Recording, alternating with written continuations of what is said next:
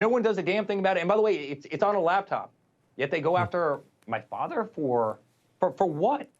A non-disclosure agreement, which every company in the world, every person in the world does. I mean, thousands of these happen every single day.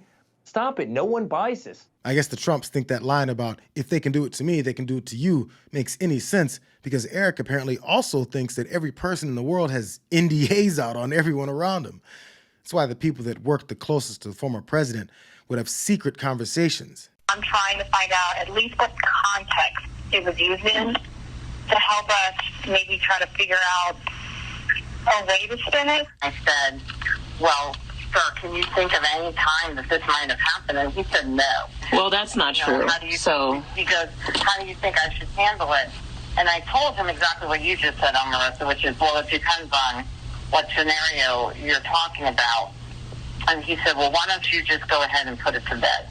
I don't know what the scandal is. No, he said it. Katrina Pearson, Lynn Patton, and Omarosa all discussing something that Trump said that they were tasked with spinning.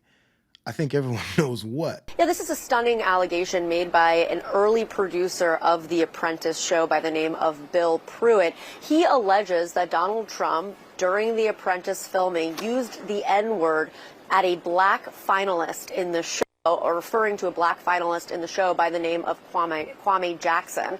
Now, this is something that had been rumored for a very long time, but we had never heard it directly from somebody who had worked on the show. And you might be wondering why he was coming out now. Well, he says that he was under an NDA that would fine him $5 million if he talked about what happened in the show.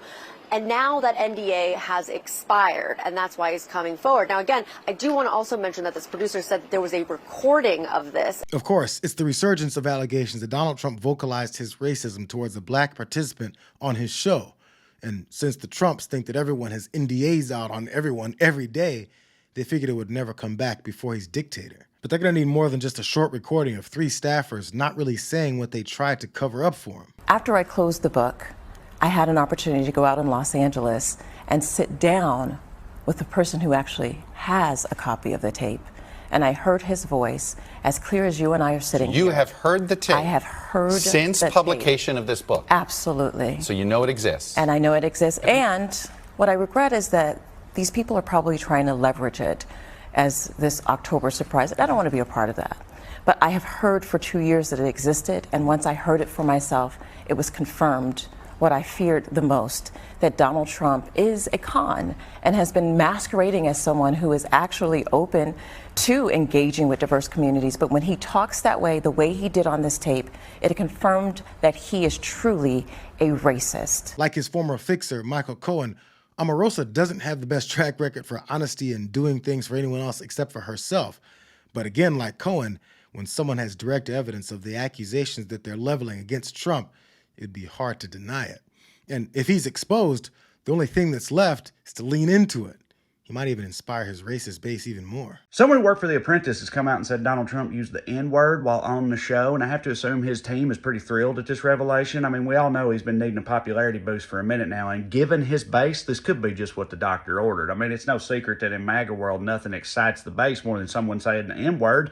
I mean, look at some examples from industries that share overlap with MAGA, country music and NASCAR.